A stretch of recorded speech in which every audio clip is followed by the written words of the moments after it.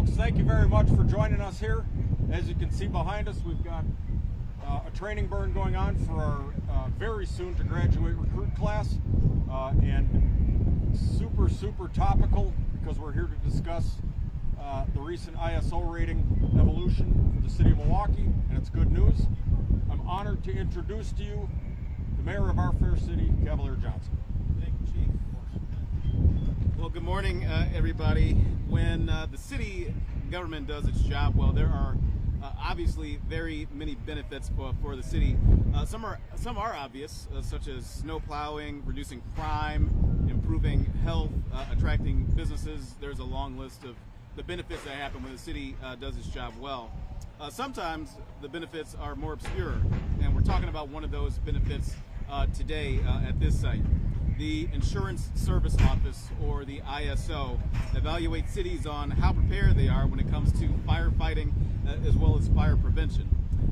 That matters because the ISO rating is a factor in determining home insurance rates. That's true not just here but in other places as well, but we're talking specifically about the City of Milwaukee.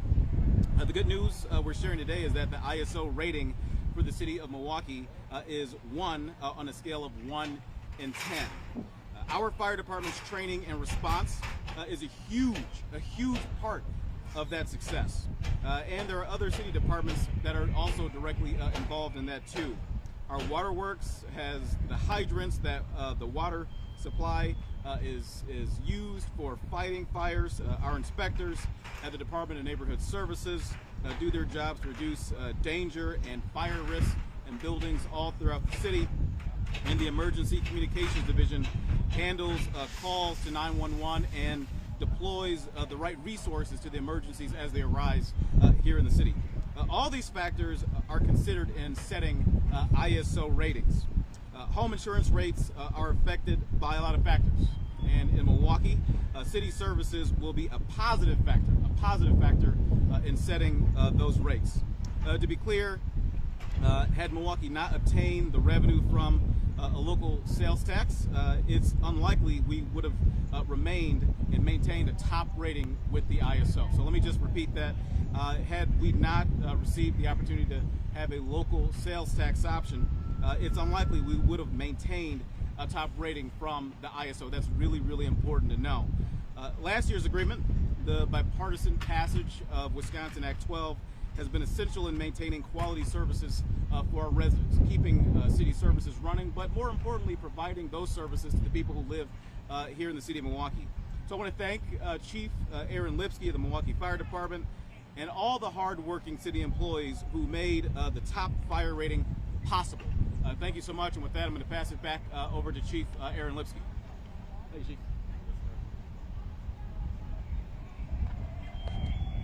All right.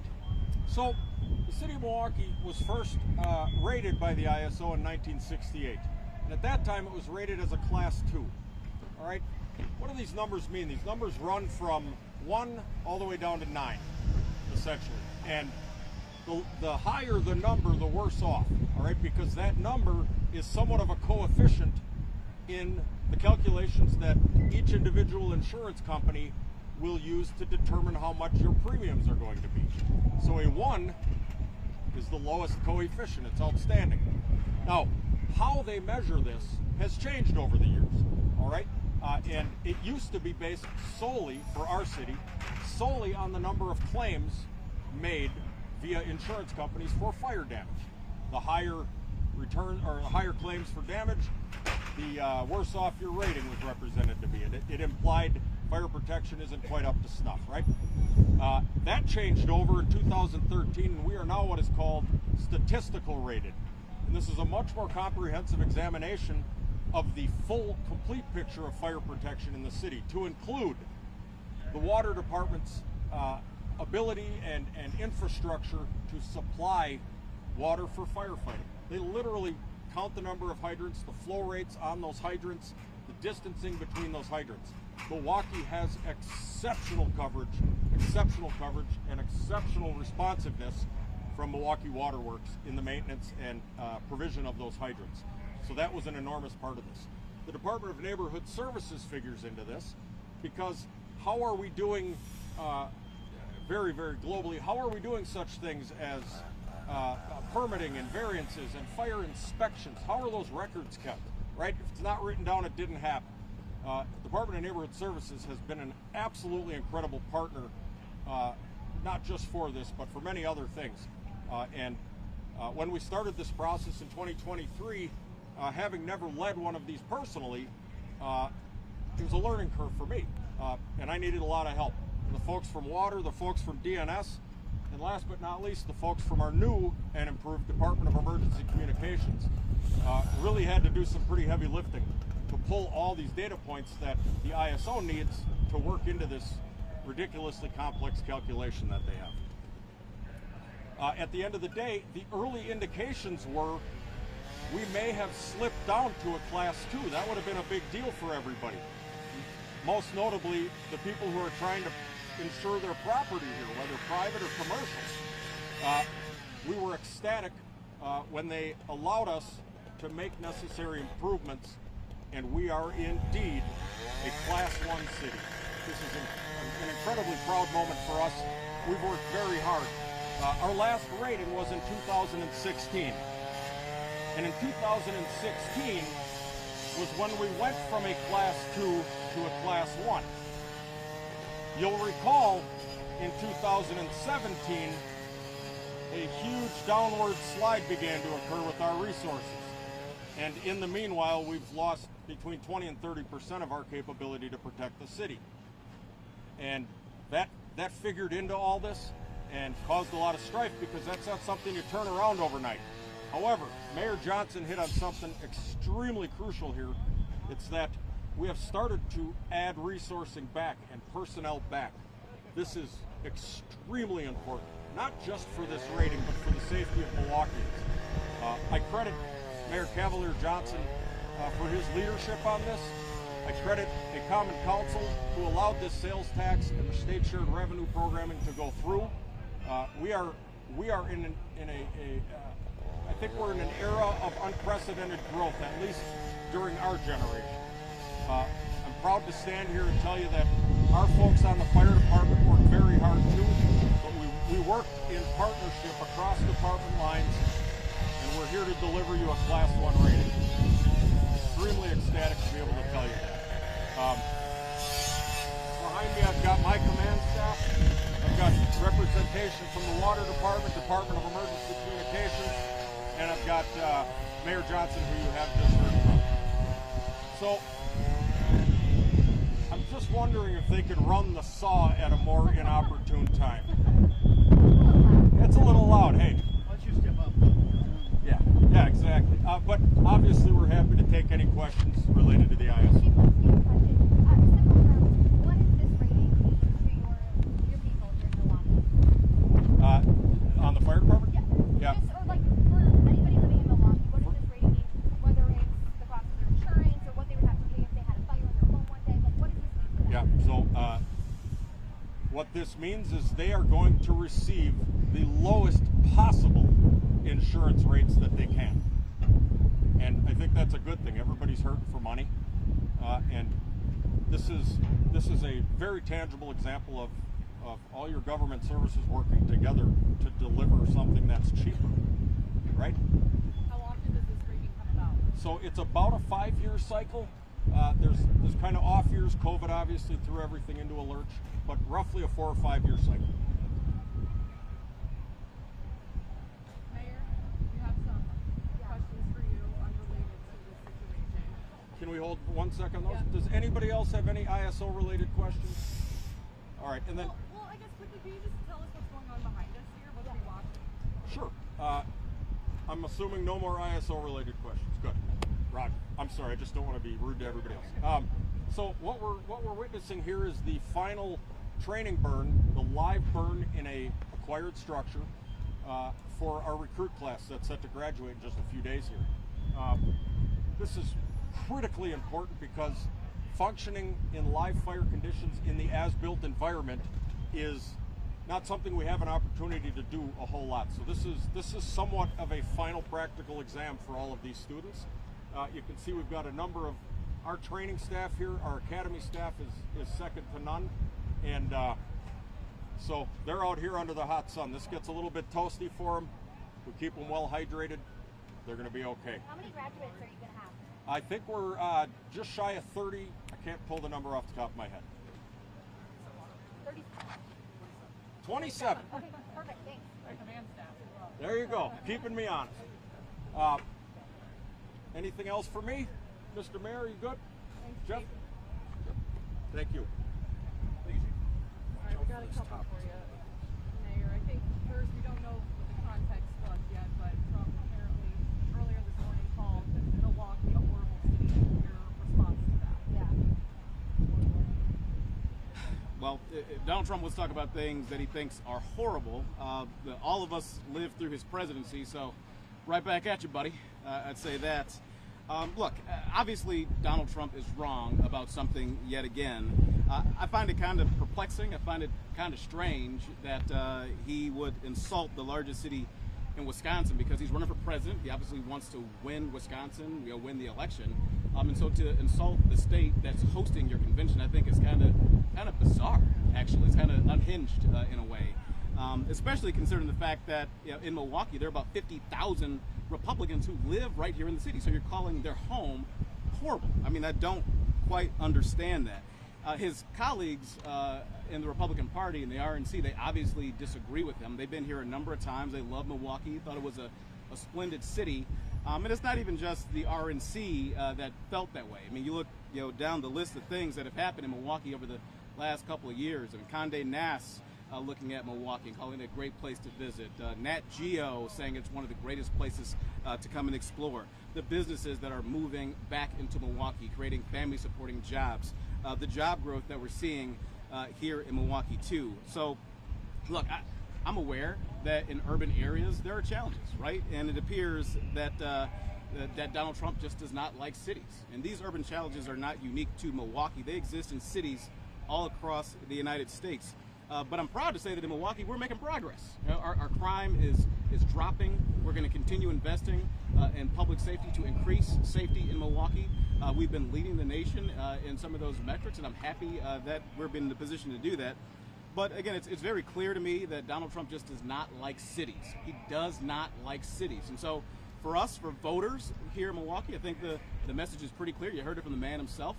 Let's all work to make sure that he doesn't have the opportunity to live in another city that I think he probably thinks is horrible too, and that's Washington, D.C.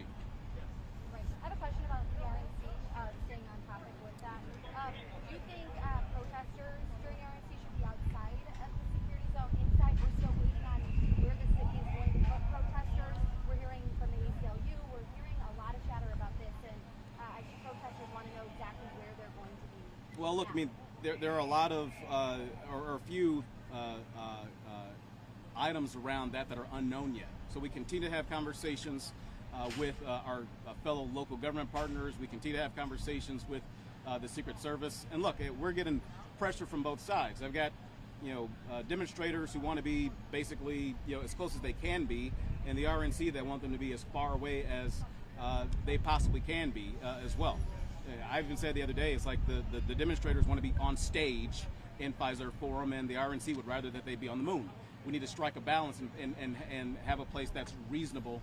And so we'll make the right decision on that. We're listening to everybody, to every single person, every single entity out there, but that decision is yet to be made. Do you think we can get that? I talked with Jeff last week at the Secret Service event. Do you expect where they're going to be standing to come out when we get that security zone map, that finalized one? When we have more information to put forward on that, we will deliver that information as promptly as possible. Today, the Washington Post is reporting that harder security perimeter is going to include Fairmarket Park. Again, we're working with all of our partners, including local government partners. Fairmarket Park is a county park, and so naturally we're working with Milwaukee County, but I have no news to tell you about that at this moment.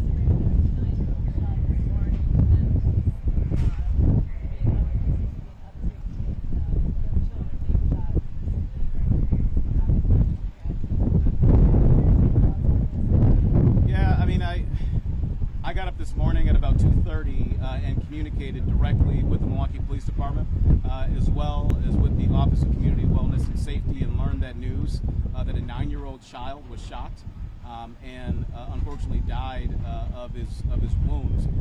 It's terrible. I mean, these are things that should not happen, and I don't know all the details surrounding it, but what I do know is that it should not have happened.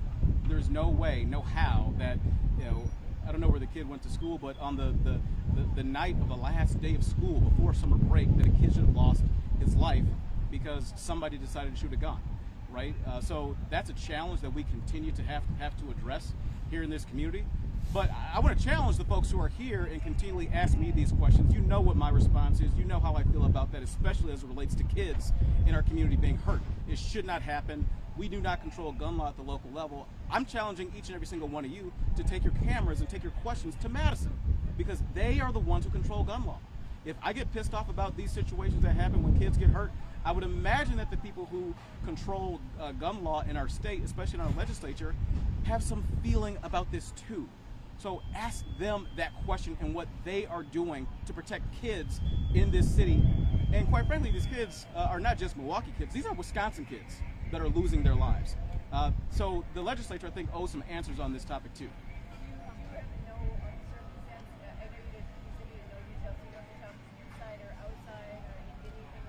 I don't know that information at this time.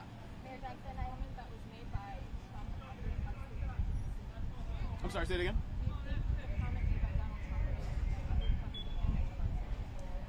No, I mean, Donald Trump, he's been wrong about so many things. I mean, this just goes to a long line of lies that Donald Trump has been spewing, ever since he got involved in public life, and including the years before. I don't think this changes, anything or people's perceptions about Milwaukee. I mean, as I mentioned, the Republican National Committee themselves, they came to Milwaukee a number of times. They could have had this convention in a number of different places. They fell in love with Milwaukee, the amenities that we have in the city, what the city offers. This is a city that's on the rise, and Donald Trump, once again, is wrong about something. So that shouldn't be new news, especially for somebody who has a proven track record of lying about a number of things over time. A question about MPS. Fired up community members. They're calling for 4 school board members to be recalled. Are you shocked by this? Are you supporting your community members? What are your thoughts on this? I don't know if I'm shocked by it, that there's a call to make a recall, especially given some of the news as of late. That's part of the democratic process, though. Folks feel some sort of way about the performance of elected officials. After a certain amount of time in office, there's the opportunity to force a recall election. That's exactly what's happening here. Okay, support a recall? I mean, that's up to the voters to decide. I mean, that's obviously they've made their decision on that and continue to move forward with the recall.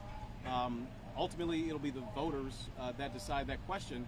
And that's what I said last Friday when I came out with my plan as it relates to Milwaukee Public Schools, is that I want more people to be involved in these elections. It should not be that there's just 1 in 6 people in this city who are voting in school board elections. More people need to be engaged. More people need to be involved, and that's what I'd like to see moving forward. We do one more question. I have one more question. We got a note from the Department of Public Instruction yesterday that $166 million is potentially in jeopardy because MPS does not have the proper, this financial crisis. We know that the city works with MPS. Do you anticipate that there will be more revenue notes granted to MPS in addition to the $275 million that was passed by the board in May? I'm sorry, what was that last part? In May, there was $275 million. Yeah. Do you anticipate more money to be given to MPS? From the city government? Yeah. Or you mean, because you talk about... The comptroller. You have MPS school board that talks and said, hey, we need this amount of dollars because there's 3 months of the fiscal year that's not covered with MPS. So do you expect that the city should give more money to MPS? Well, the question is interesting to me. I mean, we don't provide funding. I mean, they have their own tax levy. In terms of the comptroller's office, my ask was for our independently elected comptroller to be assistive where they're able to. My understanding is that MPS has taken them up on that offer.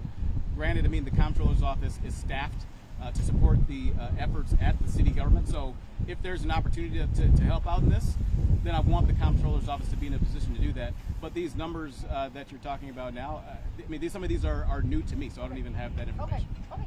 So should we call the comptroller? All right, yeah. All right, thank you guys.